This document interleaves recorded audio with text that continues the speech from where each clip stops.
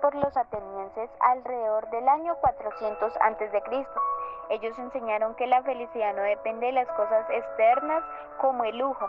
Ellos no se preocupaban por su salud ni a la muerte le daban importancia.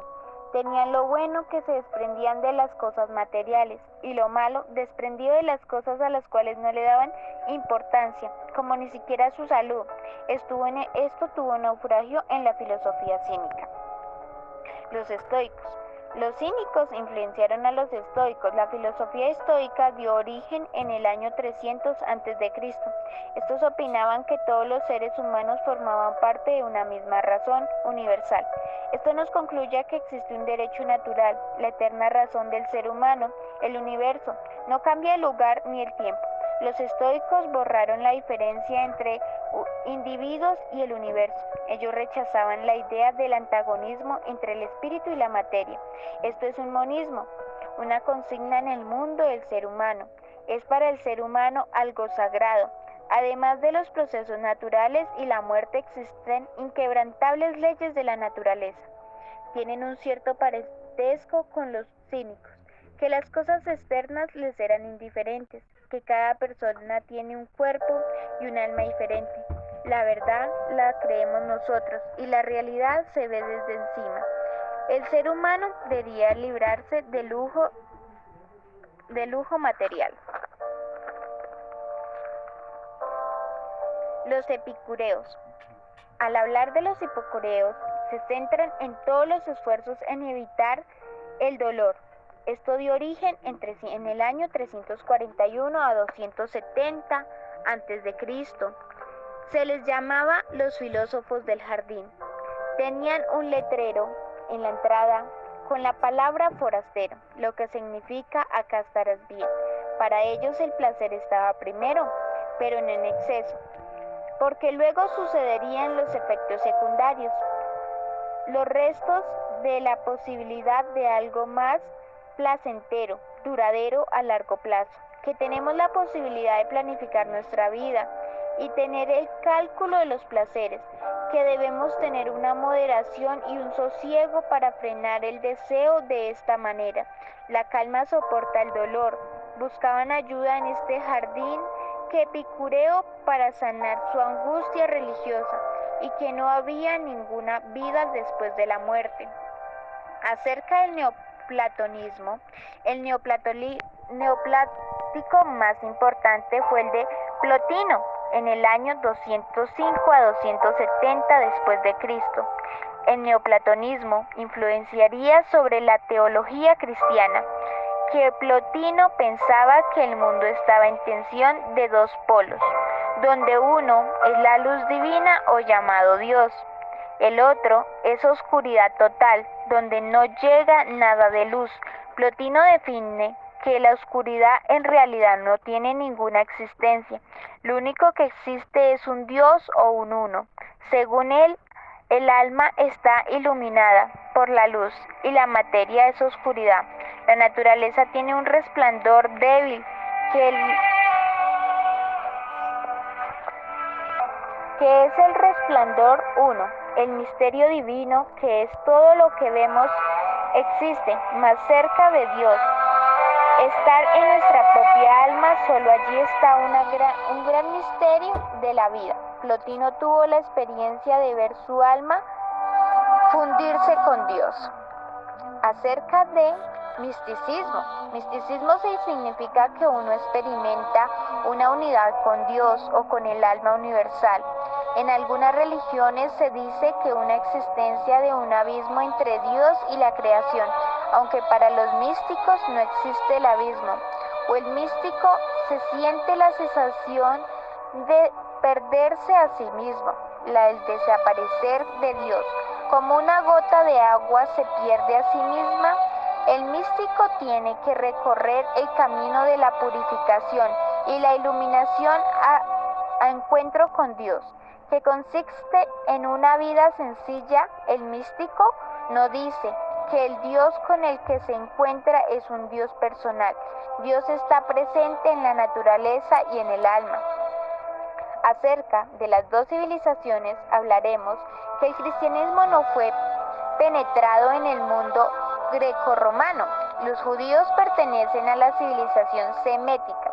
Los romanos son de la civilización indoeuropea. Tienen unas raíces como se mezclan con la cultura del cristianismo y la cultura grecorromana. Los indoeuropeos lo conforman todas las culturas que hablan en lenguas indoeuropeas. Hace unos 4.000 años habitaron alrededor del Mar Negro y Mar Caspio, donde llegaban los indoeuropeos y se mezclaron las culturas. La religión y la lengua juegan un papel predominante. Los escritores en filosofía griega y mitología de Snorri estaban en las lenguas emparentadas. Se caracterizan por su fe en múltiples dioses. A esto se les llama politeísmo. Recuerdan los mitos relatados en 2000 años y 3000 años antes de Cristo. Un rasgo es concebir en el mundo un alma de las fuerzas del bien y fuerzas del mal. Tenían la tendencia de crear imágenes y esculturas de dioses y de los que relataban sus mitos. Sus dos grandes religiones, el hinduismo y el budismo, tienen origen indopureo. Tienen un papel importante en la transmisión de las almas durante 2500 años antes. Los semitas. El cristianismo tiene raíces semitas. Ellos desde muy temprano se reunieron en torno a un solo Dios. Los semitas han tenido una visión lineal en la historia de Dios. Creó un Dios y un mundo. Esto concluía hasta el día del juicio final. Dios puede realizar su voluntad en el mundo. Para escribir esta historia durante miles de años, desde las raíces históricas, constituye el raíces del núcleo de las escrituras sagradas. Los semitas, al contrario de los indoeuropeos, prohibieron las imágenes. Los hombres no deberían crear ninguna imagen de Dios o de lo sagrado. Israel. Todo empieza cuando Dios creó el mundo, pero los hombres se rebelan contra Dios. El castigo de la expulsión de Adán y Eva del jardín del Edén es la entrada de la muerte al mundo. Dios se comprometía a cuidar a los descendientes de Abraham. Se les llevó mucho tiempo en la esclavitud. Israel unido en una monarquía y vivió a partir de él el reinado de David. Los judíos preguntaban por qué su pueblo estaba sometido a desgracias. Se creía que Dios estaba castigando por su desobediencia, ya que no cumplían los mandamientos de la ley de Dios. Este pueblo camina en la esclavitud, en la oscuridad. Verían la luz conforme a las cosas empeoraban o mejoraban. Esperaban la llegada de un gran Mesías. Jesús. La llegada de Jesús, de un nuevo Mesías, líder político, militar y religioso. Se acabarían los sufrimientos. Mesías sería el Salvador del mundo entero. Salvaría a los hombres del pecado, culpa y muerte. Jesús dijo: prefiero el reino de Dios. Es amor al prójimo. Se debía perdonar no 7 veces 7, sino 70 veces 7. Él pide el perdón a Dios en su misericordia. Jesús, la persona más justa que jamás había existido. Jesús fue el servidor que padeció, que asumió la culpa de todos los hombres para que pudieran reconciliarse con Dios y salvarse de un castigo. Jesús fue la persona que